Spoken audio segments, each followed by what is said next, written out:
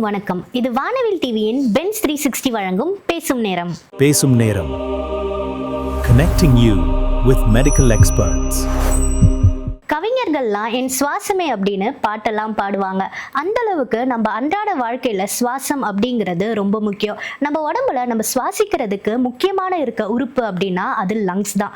ஆனா இந்த சளி, இரும்பல், மூச்சு அடைக்கிறது, மூச்சு டக்குன்னு நிற்கிறது, இந்த மாதிரி ப்ராப்ளம்ஸ் பத்தியும் அதோட சொல்யூஷன்ஸ் பத்தியும் இன்னைக்கு நம்ம கூட பேச வந்திருக்காங்க லங்ஸ் ஸ்பெஷலிஸ்ட் டாக்டர் இன்பஷாம்லா மேம். Welcome ma'am. இந்த நெபுலைசர் அப்படின்ட்டு ஒன்று சொல்கிறாங்களா மேம், அதை யூஸ் பண்ணிக்கிட்டு இருக்காங்க. ஸோ அது வந்து சீரியஸான நிலைமையில தான் யூஸ் பண்ணுறாங்களா? அது நெபுலைசேஷன் பார்த்தீங்கன்னா சில பேஷண்ட்ஸ்க்கு வந்து பஃப் கொடுக்குறோம், சில பேஷண்ட்க்கு வந்து மீட்டர் டோஸ் இன்ஹேலர் அப்படின்னு கொடுக்குறோம், சில பேஷண்ட்ஸ்க்கு வந்து ட்ரை பவுடர் இன்ஹேலர் அப்படின்னு கொடுக்குறோம். அது வந்து ஒரு பேஷண்ட்டோட கெப்பாசிட்டின்னு இருக்கு, எந்த அளவுக்கு உள்ள இழுக்கிறாங்க அப்படின்னு. அதை பொறுத்து வந்து டிபிஐ கொடுக்குறோமா, எம்டிஐ கொடுக்குறோமா, நெபுலைசேஷன் கொடுக்குறோமா அப்படிங்கிறத நம்ம முடிவு பண்றோம். ரொம்ப வயசானவங்கலாம் பார்த்தீங்கன்னா பல்லெல்லாம் இருக்காது, ஸோ அவங்களால அந்த இன்ஹேலர்ஸை வாயில வச்சு உரிய முடியாது. சில குழந்தைங்கலாம் பார்த்தீங்கன்னா அதை நம்ம சொன்னா அவங்க புரிஞ்சுக்க மாட்டாங்க. இந்த மாதிரி வாயில வைக்கணும், மூடணும், உரியணும், அந்த மாதிரி ஒரு டெக்னிக் இருக்கு இன்ஹலேஷன்ல. அந்த டெக்னிக்கை வந்து கேரி அவுட் பண்ண முடியாதவங்களுக்கு, இல்லை ரொம்ப சிக்கா இருக்கிறவங்களுக்கும் நம்ம கொடுக்குறோம். பட் பேசிக்கா வந்து அதை கேரி அவுட் பண்ண முடியாதவங்களுக்கு வந்து நெபுலைசேஷன் வந்து பெஸ்டா இருக்கும். இந்த டஸ்ட் அலர்ஜி இருக்குல்ல மேம், ஸோ இப்போ எனக்கே வந்து டஸ்ட் அலர்ஜி இருக்கு. லைக் பழைய வீட்டுக்குள்ள போனாவோ இல்லை அந்த மாதிரி எதனா போனாவோ டஸ்ட் வந்து ஒத்துக்காது, தும்மிக்கிட்டே தும்ம ஆரம்பிச்சிருவேன். ஸோ அது வந்து தும்மல் எஃபெக்டா இருக்குமா, இல்லை அதை தாண்டி ஏதாவது சைட் எஃபெக்ட்ஸ் இருக்கா, இல்லை பிரச்சனை வருமா? அலர்ஜிங்கிறது வந்து நாம ஏற்கனவே பார்த்த மாதிரி எல்லாருக்குமே இருக்கும். கண்ணில் வரும், ஒரு சிலருக்கு வந்து தும்மல் வந்துட்டு மூக்கு ஒழுகும், ஒரு சிலருக்கு வந்து ஸ்கின் அலர்ஜி வரும். ஸோ ஆஸ்துமாவும் அதே மாதிரி அலர்ஜி தான். ஸோ அது வந்து அது மட்டுமா வரும்னு கேட்டிங்கன்னா அந்த பேஷண்ட்டோட இம்யூன் சிஸ்டத்தை பொறுத்து, அந்த பேஷண்ட் எந்த அளவுக்கு இந்த ஈஸ்னோஃபில் கவுண்ட்ஸ்லாம் இன்க்ரீஸ் ஆகுதுன்னு பொறுத்து அவங்களுக்கு வந்து சிம்டம்ஸ்லாம் வந்து கொஞ்சம் இன்க்ரீஸ் ஆகும். ஒரு சில பேஷண்ட்க்கு வந்து டஸ்ட் அலர்ஜி எல்லாருக்கும் கிடையாது. எனக்குலாம் வந்து பார்த்தீங்கன்னா டஸ்ட் போட்டால் 2 தும்மல் வரும், அவ்வளோதான், அதோட முடிஞ்சிடும். முக்கால்வாசி அப்படி தான் இருக்கும். பட் ஒரு சிலருக்கு என்ன ஆகுனா இந்த இன்ஹேல் பண்ண உடனே அந்த அலர்ஜிக் ரியாக்ஷன்னால இன்ஃப்ளேம் ஆகி வீக்கம் வந்து நிறைய சளியெல்லாம் ப்ரொடியூஸ் ஆகி அது வந்து வீசிங் அளவுக்கு போயிடும். ஸோ இப்போ நீங்கள் டஸ்ட் அலர்ஜி அந்த இதில் சொன்னீங்கல்ல மேம், வீசிங். ஸோ இதே வந்து ஸ்மோக்கில் வந்து நிறைய பேருக்கு வருது மேம். என் தங்கச்சிக்கு வந்து சும்மா அந்த ஊதுவத்தி ஸ்மெல்லு அதுக்கே வந்துடுது. எனக்கு வந்து அந்த ஸ்மோக்கிங் ஸ்மெல், லைக் சிகரெட் பிடிக்கிற அந்த ஸ்மெல்ல வந்து எனக்கு இந்த மாதிரி வீசிங் வந்துடுது. ஸோ இது எதனால் வருது? இதுவும் அதேதான், பேசிக்கா இதுதான் அலர்ஜி. இப்போ ரீசெண்டா இப்போ ரெஸ்ட் ரூம்லாம் கழுவுறாங்க இல்லைங்களா, அதுல உள்ள ஆசிட்ஸ், அப்புறம் கொசுவத்தி வைக்கிற அந்த புகை, அப்புறம் இந்த மாதிரி நிறைய இருக்கு. வீட்டுல யூஸ் பண்றதுலேயே வந்து நிறைய இந்த மாதிரி பொருள்களாலும் சிலருக்கு வந்து அலர்ஜிக்கா வரும். அலர்ஜிங்கிறத தவிர இது குரானிக்கா நம்ம இந்த மாதிரி யூஸ் பண்றோம்னு வச்சுக்கோங்க. சிலருக்குலாம் வந்து பெர்ஃப்யூம் ஸ்மெல், இதெல்லாம் கூட அவங்களுக்குலாம் அலர்ஜிக்கா இருக்கும். பட் இதெல்லாம் நீங்க கொஞ்சம் அவாய்ட் பண்ணா கூட, மெயினா நம்ம என்ன அவாய்ட் பண்ணணும் அப்படின்னு பாத்தீங்கன்னா, இந்த இதெல்லாம் இருக்கும் இல்லைங்களா, ரெஸ்ட் ரூம் முன்னாடிலாம் ஆசிட்ஸ்லாம் நிறைய யூஸ் பண்ணிட்டு இருந்தாங்க. இப்போ அந்த அளவுக்கு இல்லை, பட் ஸ்டில் அதெல்லாம் கொஞ்சம் பார்த்து தான் எல்லாரும் யூஸ் பண்ணணும். அப்புறம் இந்த புகை போடுறது, வீட்டுல ஊதுபத்தி வைக்கிறது, அதெல்லாம் கூட கொஞ்சம் அவாய்ட் பண்ணலாம். இந்த கொசுவத்தி வைக்கிறது, அதெல்லாம் கூட அலர்ஜியே இல்லைன்னா கூட ரொம்ப நாள் அதுக்கு நம்ம எக்ஸ்போஸ் ஆகிட்டே இருந்தோம்னா நம்ம லங் வந்து கண்டிப்பா அது வந்து எஃபெக்ட் பண்ணும். இந்த பெட்ஸ் வளர்க்குறோம்ல மேம், அதால வந்து ப்ராப்ளம் இருக்கா? ஏன்னா நான் வந்து லைக் அந்த லசாப்ஸோ பப்பி அது வளர்க்குறேன். லைக் அந்த முடி அதிகமா இருக்கிறது, அவ வந்து தூங்குறது வந்து எனக்கும் எங்க அம்மாக்கும் நடுவுல தான் தூங்குறான். அவ ஃபுல்லா வந்து வீட்டுக்குள்ள வந்தாவே ஃபுல்லா முடிதான், ட்ரெஸ்ல ஃபுல்லா முடிதான், பிளாக் ட்ரெஸ்ல எல்லாம் அழகா தெரியும் அவ முடி, லைக் வெள்ளை வெள்ளையா இருக்கும். ஸோ அதால ப்ராப்ளம்ஸ் வருமா மேம்? இது பேசிக்கா என்னன்னா அந்த முடியெல்லாம் உள்ள போயிட்டு ஒரு இன்ஃப்ளமேஷன் மாதிரி கிரியேட் பண்ணி லாங் டேர்மா வந்து உங்களுக்கு இந்த சுருங்கி விரிகிற தன்மை வந்து குறைஞ்சிரும். இன்ஃப்ளமேஷன் ஆகும், அது சளி செக்ரீட் ஆகும், அப்புறம் அது கொஞ்சம் சரியாகும். இந்த மாதிரி திருப்பி திருப்பி வரும்போது லாங் டேர்மா யோசிச்சு பார்த்தீங்கன்னா ஐஎல்டி மாதிரி போறதுக்கான வாய்ப்புகள் கூட இருக்கு. இந்த பிஜிஎன்லாம் வளர்ப்பாங்க இல்லைங்களா, அதோட எச்சத்தினால ஐஎல்டிலாம் வருது. ஸோ அது மாதிரி பூனைனாலும் சரி எதுனாலும் சரி நிறைய பேருக்கு வந்து என்னன்னா அதோட அடாப்ட் ஆயிடுவாங்க. ஸோ அதுல வர அந்த சிம்டம்ஸ் வந்து அவ்வளோ அவங்களுக்கு தெரியாது, பட் ஆனால் வரும். அதுவும் ஒரு ரீசன் தான். ஸோ பெட்ஸுங்கிறது அது மெயினாக அந்த பிஜியன் போடுற அந்த எச்சத்தினால வர்றது வந்து மெயினாக வருது. அதே மாதிரி தான் இது அதோட முடின்னு மட்டும் சொல்லாம நிறைய டஸ்ட் இருக்கும் இல்லைங்களா, அது நம்ம ஆப்வியஸ்லி உள்ள போகும்போது அதனால இன்ஃப்ளமேஷன் ஆகி உங்களுக்கு இந்த கம்ப்ளைண்ட்ஸ்லாம் வரதான் செய்யும். பெர்மனண்டான லங் டேமேஜ் உண்டு பண்றதுக்கான வாய்ப்புகளும் நிறைய இருக்கு. இப்போ குழந்தையில இருந்தே வளர்த்துட்டு இருந்தா லைக் நம்ம குழந்தையில இருக்கும் போதே வளர்த்துட்டு இருந்தா அவ்வளோ அஃபெக்ட் ஆகாது அப்படின்னு சொல்றாங்கல்ல மேம். அது கண்டிப்பா அஃபெக்ட் ஆகும். மேபி நீங்க எந்த அளவுக்கு அதை மெயின்டைன் பண்றீங்க, அதை எந்த அளவுக்கு கிளீனா வச்சுக்கிறீங்க, அந்த நீங்க சொல்ற மாதிரி அது மேலெல்லாம் இருக்கு கீழெல்லாம் இருக்கு அப்படின்னா அது கொஞ்சம் அஃபெக்ட் பண்ணதான் செய்யும். நீங்க என்ன பண்ணணும், எல்லா இடத்துலயும் இல்லாத மாதிரி அதை கொஞ்சம் நல்லா டாக் நல்லா கிளீன் பண்ணி வச்சுக்கணும். அதோட முடி எங்கேயும் இல்லாத மாதிரி பாத்துக்கணும். டைரக்டா அதுக்கு உங்க நோஸ்க்கு எக்ஸ்போஸ் ஆகாத மாதிரி பாத்துக்கணும். உள்ள இன்ஹேல் பண்ணாத மாதிரி நீங்க பாத்துக்கிட்டீங்கன்னா ஓரளவு ப்ரிவென்ட் பண்ணலாம். பட் பிஜன் பாத்துக்கிட்டீங்கன்னா அது நம்ம வளர்க்கணும்னு அவசியம் கிடையாது. இப்பெல்லாம் நிறைய இதெல்லாம் வருது இல்லைங்களா, நிறைய அபார்ட்மெண்ட்ஸ்லாம் அது நம்ம வளர்க்கணும்னு அவசியம் கிடையாது. ஜன்னல்ல வந்து அது ஏதாவது டிராப்பிங் போட்டா கூட அந்த எச்சத்துல இருந்து ரொம்ப நாளைக்கு நம்ம எக்ஸ்போஸ் ஆனா ILD மாதிரி வரதுக்கான வாய்ப்புகள் நிறைய இருக்கு. ஸோ இந்த ஸ்டாம்பேட் அந்த கூட்ட நெரிசல்னு சொல்லுவாங்கல்ல மேம், ஸோ அதால என்னென்ன பிரச்சனை வரும்? மூச்சு விடுறதுக்கு உங்களுக்கு ரொம்ப கஷ்டமா இருக்கும் ஃபர்ஸ்ட். அப்புறம் பேனிக் ஆயிருவீங்க. அந்த இடத்துல யோசிக்கிறது வந்து ரொம்ப கஷ்டமா இருக்கும். பேசிக்கா அதை நம்ம தவிர்க்கிறது வந்து ரொம்ப நல்லது. அது வர மாதிரி இருக்கு அப்படிங்கும்போது ஒரு பர்டிகுலர் இடத்துல வந்து இவ்வளவுதான் நமக்கு காத்து உள்ள போயிட்டு வரும் அப்படிங்கும் போது நம்ம அதுக்கேற்ற மாதிரி டிஸ்டன்ஸ் எந்த இடத்துலயுமே மெயின்டைன் பண்றது ரொம்ப நல்லது. இப்ப டிபியே எடுத்துக்கிட்டீங்கன்னா ஒரு வீட்டுல இவ்வளவு பேர் தான் இருக்கணும் அப்படின்னு இருக்கு. ரொம்ப ஓவர் கிரௌடடா இருந்தா ஈஸியா டிபி இன்ஃபெக்ட் ஆகிறதுக்கான வாய்ப்புகள் இருக்கு. ஸ்டாம்ப்டுன்னு எடுத்துக்கிட்டீங்கன்னா அது கொஞ்சம் நேரம் தான். பட் இருந்தாலும் அது என்ன எஃபெக்ட் கொடுக்கும் அப்படின்னு பாத்தீங்கன்னா காத்து அந்த ஏர் ஃப்ளோ வந்து நமக்கு கம்மியாகுது. பிளஸ் இன்னொன்று என்னன்னா மெயினா வந்து அதுல நம்ம மேல வந்து ட்ராமா மாதிரி ஆகும். நம்ம மேல ஏறி நடப்பாங்க, பதட்டமாயிருவாங்க, பேனிக் ஆயிருவாங்க, என்ன பண்றதுன்னே தெரியாம இருக்கும். மெயினா அதுல சின்ன குழந்தைங்க வயசானவங்க தான் ரொம்ப எஃபெக்ட் ஆவாங்க. அதுல இருந்து வெளியே வர முடியாம அந்த மாதிரி எல்லாம் இருப்பாங்க. ஸோ இப்போ நீங்கள் வந்து சொன்னீங்க ஒரு வீட்டிலனா இவ்வளோ பர்சன் தான் இருக்கணும் அப்படின்ற மாதிரி ஒரு கணக்கு இருக்குது. ஸோ அந்த மாதிரி 10க்கு 10 ரூமில் லைக் இத்தனை பேர் இருக்கணும், இவ்வளோ நேரம் தான் இருக்கணும் அப்படின்ற மாதிரி ஏதாவது இருக்கா மேம்? வென்டிலேஷன் 10க்கு 10 ரூமா இருந்தாலும் சரி எதுவா இருந்தாலும் வென்டிலேஷன் வந்து ரொம்ப முக்கியம். நமக்கு வந்து அந்த கிராஸ் வென்டிலேஷன் வந்து ரொம்ப முக்கியம். அது இருந்தாதான் வந்து லங்க்கு வந்து எப்பவுமே வந்து சம்திங் அசோசியேட்டட் வித் ஏர் இல்லைங்களா. நம்ம ரொம்பவும் லங் வந்து எதுக்கு எக்ஸ்போஸ் ஆகுதுன்னா ஏருக்கு தான். ஸோ அந்த ஏர் நல்லா இருந்தால் தான் எப்பவுமே லங்கும் வந்து ஹெல்த்தியாக இருக்கும். அதுக்காக தான் நம்ம வந்து ப்ரீதிங் எக்ஸசைஸ் சொல்கிறோம், அதுக்காக தான் நிறையா ஃபிசிக்கல் ஆக்டிவிட்டி சொல்கிறோம்.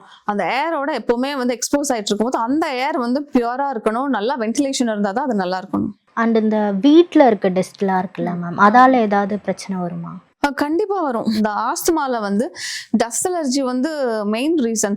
நிறைய பேஷண்ட்ஸ் வந்து என்ன பண்ணுவாங்கன்னா கிளீன் பண்ண எனக்கு வந்துருச்சு, டஸ்ட் பண்ண எனக்கு வந்துருச்சு அப்படின்னு தான் சொல்லுவாங்க. ஸோ அப்போ என்னன்னா பொல்யூஷன் வேற அதிகமாயிருச்சு, கன்ஸ்ட்ரக்ஷன் ஒர்க் பக்கத்துல நிறைய ஆயிடுச்சு. அப்படிங்கும் போது ஆப்வியஸ்லி வந்து டஸ்ட் வந்து நிறைய வரும். அந்த மாதிரி கண்டிஷன்ஸ்ல வந்து கண்டிப்பா நம்ம டஸ்ட் பண்ணி தான் ஆகணும், கிளீன் பண்ணி தான் ஆகும் போது மாஸ்க் யூஸ் பண்ணிக்கணும். டஸ்ட் அலர்ஜி வந்து மெயினா ஆஸ்துமேட்டிக் பேஷண்ட்ஸ்க்கு ரொம்ப அதிகமா இருக்கு. ஸோ மாஸ்க் யூஸ் பண்ணிக்கணும் சப்போஸ் கிளீன் பண்றீங்க அப்படின்னா. அது மட்டும் கிடையாது, இப்போ எங்க வேற ஊருக்கு போறீங்க, நிறைய செடி இருக்கு, கொடி இருக்கு, அதுல பூ இருக்கு, அந்த போலன்ஸ்லாம் இருக்கு பாத்தீங்களா, அது கூட வந்து சிலருக்கு அலர்ஜிக்கா இருக்கும். மாஸ்க் எப்பவுமே யூஸ் பண்றது நல்லது. இப்போ இந்த லங் வந்து ரொம்ப அஃபெக்ட் ஆனவங்களுக்கு லைக் ரொம்ப இரும்பிக்கிட்டே இருக்கவங்களுக்கு இல்லை ஏதாவது ரொம்ப ப்ராப்ளம் ஆனவங்களுக்கு வந்து மறுபடியும் ஏதாவது பழைய மாதிரி மாற்ற இல்லை புது இது பண்ண வந்து ஏதாவது வழி இருக்கா மேம்? சில டிசீஸ்லாம் இருக்கு, கோவிட் இருக்கு, நல்லா நிறைய ரொம்ப எஃபெக்ட் ஆகும். டிபி வருது அதனாலயும் எஃபெக்ட் ஆகும். ஸ்மோக் பண்றாங்க, சிஓபிடி வருது அதனாலயும் ரொம்ப எஃபெக்ட் ஆகும். அதெல்லாம் ஓரளவு நம்ம வந்து ட்ரீட்மெண்ட் வச்சு கொண்டு வரலாம். பட் ஸ்டில் ரொம்ப ஸ்கார் டிஷ்யூ ஃபார்ம் ஆன பேஷண்ட்ஸ்க்கு, ILD பேஷண்ட்ஸ் அந்த மாதிரி இருக்கிறவங்களுக்கு வந்து எப்படின்னா பல்மனரி ரீஹாபிலிட்டேஷன் ஒன்று இருக்கு. அது எப்படின்னா நுரையீரல் மறுமாழ்வு அப்படின்னு சொல்லுவாங்க. அது எப்படின்னா ட்ரீட்மெண்ட் அந்த மருந்து மாத்திரைகள் மட்டும் இல்லாம பேஷண்ட் வந்து breathing exercise, physical activity exercise, அவங்க எந்த அளவுக்கு சாப்பாடு சாப்பிடணும், லைக் ஹை ப்ரோட்டீன் டயட் சாப்பிடணுமா, எந்த அளவுக்கு அவங்களுக்கு வந்து சுகர் எடுத்துக்கணும், அந்த மாதிரி அவங்க டயட் எப்படிலாம் இருக்கணுங்கிறது நம்ம பேஷண்ட் டெய்லராக நம்ம கொடுக்குறோம். டயட் மட்டும் இல்லாமல் எக்ஸசைஸும் நம்ம சொல்கிறோம். அது வந்து எல்லாத்துக்குமே எல்லாமே நம்ம ஈக்குவலா ஜென்ரலா சொல்லிட முடியாது. சில பேஷண்ட்ஸ்க்குலாம் வந்து ப்ரீதிங் எக்ஸசைஸ்னா இவ்வளவுதான் பண்ணணும்னு இருக்கு. பிசிக்கல் எக்ஸசைஸ் சில பேஷண்ட்ஸ் நீங்க சொன்ன மாதிரி ரொம்ப சிக்கா ஆயிட்ட பேஷண்ட்ஸ்க்கு நம்ம கொண்டு வரணும், இல்ல அவங்களுக்கு வந்து ஓரளவு அவங்களை மெயின்டைன் பண்ணணும் அப்படின்னா அவங்க எவ்வளோ தாங்க முடியுமோ அந்த அளவுக்கு மட்டும் பேஷண்ட் டெய்லர்ட் எக்ஸசைஸா நம்ம கொடுக்கலாம். அது மட்டும் இல்லாம அவங்களோட அட்டெண்டர் கூப்பிட்டுட்டு வந்து நீங்க அவங்க அட்டெண்டர் வந்து நீங்க அவங்களுக்கு சப்போர்ட் பண்ணணும் அப்படின்னு சொல்லிட்டு நிறைய பேஷண்ட்ஸ் வந்து கூட வரமாட்டாங்க. ரொம்ப வயசானவங்களா இருப்பாங்க, அவங்க மட்டும் தனியா வருவாங்க. அப்படிங்கும் போது அந்த மாதிரி பேஷண்ட்ஸ்க்கு வந்து நம்ம சொல்லணும், கூட யார் இருக்கிறா, அவங்கக்கிட்ட நம்ம காண்டாக்ட் பண்ணி நீங்க கூட வரணும், அவங்க சப்போர்ட் பண்ணணும் அப்படின்னு நம்ம சொல்லணும். பேஷண்ட் அட்டெண்டர்கிட்டயும் அவங்க என்ன நிலைமையில இருக்காங்கன்னு சொல்லி அதெல்லாம் எக்ஸ்பிளைன் பண்றதும் இந்த பல்மனரி ரீஹாபிலிட்டேஷன்ல வந்து வரும். அதை தவிர வந்து பேஷண்ட்கே நிறைய பயம் இருக்கும், இந்த நோய் நம்ம என்ன பண்ணிருமோ அப்படின்னு சொல்லிட்டு. மருந்து மாத்திரைகளை விட இந்த பயத்தை முதல்ல நம்ம போக்கணும், அவங்க கிட்ட நம்ம சொல்லணும் நம்மளால முடியும், ஓரளவு நம்மளால கொண்டு வர முடியும்னு சொல்லி. அதை சொல்றதை விட அவங்க கண்டிஷன் அக்செப்ட் பண்ண வச்சாலே ஓரளவு அந்த டென்ஷன்ல இருந்து அவங்க ரிலீவ் ஆகி ஓரளவு அவங்க நார்மலா வர வைக்கலாம். பிளஸ் அவங்களுக்கு என்னென்ன ரெஸ்ட்ரிக்ஷன்ஸ் இருக்கோ அதையும் சொல்லி அவங்க லைஃப்பை நம்ம வந்து லீட் பண்ண வைக்கலாம். கவுன்சிலிங் திருப்பி நம்ம கொடுக்கறது இது வந்து பாத்தீங்கன்னா ஒரு 6 to 12 weeks வரைக்கும் நம்ம பண்ணலாம். ஃபர்ஸ்ட் எந்த அளவுக்கு லங் கெப்பாசிட்டி இருந்தது, அதுக்கப்புறம் ரெகுலர் எக்ஸசைஸ் பிசியோதெரப்பியில எந்த அளவுக்கு வந்து அவங்களுக்கு இம்ப்ரூவ் ஆயிருக்குங்கிறத நம்ம மானிட்டர் பண்ணி கொண்டு வரதா வந்து பல்மனரி ரீஹாபிலிட்டேஷன். இது யூஸ்வலா ரொம்ப டேமேஜ் ஆன பேஷண்ட்ஸ்க்கு வந்து இதை வந்து நம்ம கொண்டு வரலாம். ஆப்வியஸ்லி நம்ம முன்ன மாதிரி நம்ம கொண்டு வர முடியாது, பட் ஓரளவு அவங்க டே டு டே லைஃப் வந்து லீட் பண்றதுக்கு வந்து நம்ம ஹெல்ப் பண்ணலாம். இப்போ வந்து ஏர் பொல்யூஷன்ஸ் அதெல்லாம் வந்து அதிகமாயிருச்சு. இப்போ இருக்க பீப்புளுக்கு அவங்க லங்ஸை பார்த்துக்க இல்லை மெயின்டைன் பண்ண நீங்க கொடுக்குற சஜஷன்ஸ் என்னவா இருக்கும் மேம்? நம்ம மென்மேலும் நம்ம லங்ஸை வந்து டேமேஜ் பண்ணாமல் இருந்தாலே ஓரளவு நல்லா இருக்கும். லைக் நம்ம வந்து ஸ்மோக் ஏற்கனவே பொல்யூஷன் ஆகி நமக்கு வந்து அதனால நிறையா தொல்லைகள் இதெல்லாம் வருது, நோயெல்லாம் வருது. ஸ்மோக்கிங்கை ஸ்டாப் பண்ணும். அது உங்களுக்கு மட்டும் கிடையாது, உங்க கூட இருக்கிறவங்களுக்கும் அது வந்து நோயை உண்டு பண்ணும். ஸோ ஸ்மோக்கிங்கை ஸ்டாப் பண்ணும். டிபி மாதிரி ஏதாவது நோய் இருந்தனா அதுக்கான மாத்திரைகளை ரெகுலராக எடுக்கணும். அப்போதான் அது மற்றவங்களுக்கு பரவாமல் இருக்கும். உங்களை நம்பி இருக்கிறவங்கள வந்து அதை நீங்கள் அது மூலியமா காப்பாற்றலாம். ப்ளஸ் இன்னொன்று, ஏதாவது ஒரு சின்ன இருமல் வருது, சளி வருது அப்படின்னா டாக்டர்கிட்ட போய் கேட்டுறணும் எதனால வருதுன்னு கேட்டுட்டு அதுக்கேற்ற மாதிரி மாத்திரைகளை வந்து போட ஆரம்பிச்சிடணும். நீங்களாவே வந்து மாத்திரை எடுக்கிறது அந்த மாதிரி பண்ணாம இருக்கலாம். ரொம்ப நாள் ஆயிடுச்சு, 2 வாரத்துக்கு மேல இருக்கு இருமல் சளி அப்படின்னா கண்டிப்பா நுரையீரல் மருத்துவரை தான் போய் பார்க்கணும். பார்த்துட்டு அதுக்கான இன்வெஸ்டிகேஷன் பண்ணி அதுக்கான ட்ரீட்மெண்ட் பார்த்தாதான் நம்ம வந்து நுரையீரலை வந்து காப்பாற்ற முடியும். அதை தவிர ஜென்ரலைஸ்டா பார்த்தீங்கன்னா நோய்வாய்ப்பட்ட பேஷண்ட்ஸ்க்கு வந்து ஹை ப்ரோட்டீன் டயட் வந்து எடுக்கலாம். அந்த மாதிரி எடுத்துட்டு அப்புறம் நல்ல வைட்டமின்ஸ் அண்ட் மினரல்ஸ் இருக்கிற மாதிரி சப்ளிமெண்ட்ஸ்லாம் எடுக்கலாம். அப்புறம் ஆப்வியஸ்லி நல்ல ஃப்ரூட்ஸ், வெஜிடபிள்ஸ், நல்லா மினரல்ஸ் இருக்கிற மாதிரி அதெல்லாமும் எடுக்கணும். அப்புறம் நல்ல ப்ரீதிங் எக்ஸசைஸ் பண்ணணும். நல்ல ப்ரீதிங் எக்ஸசைஸ் பண்ணிட்டு ஃபிசிக்கல் ஆக்டிவிட்டிலாம் பண்ணிட்டு நம்ம மெயின்டைன் பண்ணாலே ஓரளவு நம்ம லங்ஸை வந்து நல்லா காப்பாற்றலாம். இப்போ வந்து எனக்கு வந்து நான் கேட்ட கேள்விக்கெலாம் வந்து ரொம்ப அழகாக பதில் சொன்னீங்க மேம். ஸோ அதே மாதிரி நம்ம நேயர்களும் வந்து உங்ககிட்ட சில கேள்வி கேட்கணும் அப்படின்ட்டு இருக்காங்க. ஸோ அவங்களுக்கு கேட்டுடலாம். வணக்கம் டாக்டர், என் பேர் வந்து சுசில்ராஜ். நான் வந்து இப்போ டெய்லி ரொட்டீனாக வந்து ஜிம்முக்கெல்லாம் போயிட்டுருக்கேன். ஜிம்மில் வந்து எனக்கு வந்து என்னோட பாடி மெயின்டெனன்ஸுக்கு வந்து எனக்கு சப்ளிமெண்ட்லாம் கொடுக்குறாங்க. இப்போ அது எடுக்கிறதுனால வந்து அது எது சம்மந்தமானா இப்போ ஃபிஷ் ஆயில் இந்த மாதிரிலாம் தராங்க. அந்த சப்ளிமெண்ட் எடுக்கிறதால என்னோட உடம்புக்கு அது எதனா சைட் எஃபெக்ட் வருமா, எப்படி டாக்டர்? சப்ளிமெண்ட் பொறுத்த வரைக்கும் என்னைக்குமே நீங்கள் டாக்டரை ஃபர்ஸ்ட் கேட்கணும். ஃபர்ஸ்ட் வந்து சப்ளிமெண்டோட நீட் உங்களுக்கு இருக்கா அப்படிங்கறத வந்து கிளினிக்ல நம்ம பார்க்கணும். இப்போ ஹீமோகுளோபின் கம்மியா இருக்கு, அனிமியா இருக்கு அப்படின்னா நீங்களா எடுக்கக்கூடாது, டாக்டர் போய் பார்க்கணும். ஹீமோகுளோபின் எவ்வளவு இருக்குன்னு பார்க்கணும். அந்த லெவல் பார்த்துட்டு அதுக்கான நீட் இருக்கும் போது நம்ம வந்து அயன் டேப்லெட்ஸ்லாம் நம்ம எடுக்கிறோம் இல்லைங்களா. அதை எடுக்கிறதுக்கு முன்னாடி நிறைய இன்வெஸ்டிகேஷன்ஸ்லாம் எடுக்கிறோம். அதே மாதிரி தான் எல்லா சப்ளிமெண்ட்ஸும் அதோட நீட் இருக்கா அப்படிங்கறது டாக்டர்கிட்ட கேட்டுட்டு அதுக்கப்புறம் தான் எடுக்கணும். அதுக்கு அப்படி இல்லாம நீங்களா வந்து சப்ளிமெண்ட்ஸ் எடுக்கிறது அவ்வளவு நல்லது கிடையாது. ப்ரோட்டீன் இன்டேக்கும் எடுத்துக்கிட்டிங்கன்னா ப்ரோட்டீன் பவுடர்லாம் நிறைய பேர் வாங்குறாங்க. அது ப்ரோட்டீன் பவுடராக நம்ம எடுக்கிறத விட நேச்சுரலாகவே எதில் ப்ரோட்டீன் இருக்கும், சிக்கனில் இருக்கும், பன்னீரில் இருக்கும், அந்த மாதிரி பார்த்து நம்ம சாப்பிட்றது வந்து பெட்டர். ப்ரோட்டீன் சப்ளிமெண்ட்டுக்கே அப்படிங்கும் போது மற்ற நீங்கள் சொல்கிற ஃபிஷ் ஆயில்லாம் கூட ஃபிஷ்லேயே இருக்கும் இல்லைங்களா நேச்சுரலாகவே. ஸோ அந்த மாதிரி நீங்கள் ஃபிஷ்ஷாகவே எடுத்துக்கலாம். நீங்கள் வைட்டமின்ஸ் அண்ட் மினரல்ஸ்லாம் கூட நீங்கள் ஃப்ரூட்ஸ், வெஜிடபிள்ஸ் அந்த மாதிரி நீங்கள் சோர்ஸ் பண்ணிக்கலாம். நீங்கள் இந்த மாதிரி சப்ளிமெண்ட்ஸ் யாரோ சொல்கிறத விட சப்போஸ் டாக்டர் சொல்கிறாங்க உங்களுக்கு அந்த நீட் இருக்குன்னா நீங்கள் தாராளமாக எடுத்துக்கலாம். மற்றபடி நீங்களா வந்து எடுக்கிறது வந்து நல்லது கிடையாது, அது எந்த சப்ளிமெண்ட்டாக இருந்தாலும். Okay, thank you doctor. இப்போ இவர் பேசி முடிச்சிட்டாரு மேம். மறுபடியும் இன்னொரு நேயர் வந்து உங்ககிட்ட ஏதோ கேள்வி கேட்கணும் அப்படின்னு சொல்றாரு. ஸோ நம்ம அவர் பேசுறதையும் கேட்டுடலாம். ஹலோ டாக்டர், என்னோட பேர் வந்து ரவி.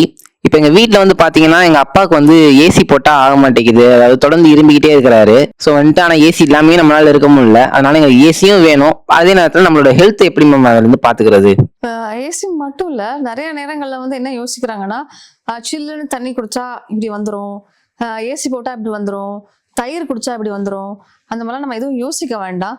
எதுவுமே வந்து கிளீனா இன்ஃபெக்டட் ஆகாம இருந்தாலே நம்ம வந்து அது நமக்கு வந்து நல்லதுதான். ஏசியே எடுத்துக்கிட்டிங்கனாலும் அது நல்லா அப்பப்போ கிளீன் பண்ணிக்கணும். ஃபேன்னாலும் சரி, வீடுனாலும் சரி, எங்கனாலுமே வந்து தூசி படியாம பார்த்துட்டு, அப்படியே தூசி படிஞ்சா கூட நீங்க கிளீன் பண்ணீங்கன்னா, மாஸ்க் போட்டு கிளீன் பண்றது அந்த மாதிரி பண்ணீங்கன்னா நமக்கு ஓரளவு நல்லா இருக்கும்.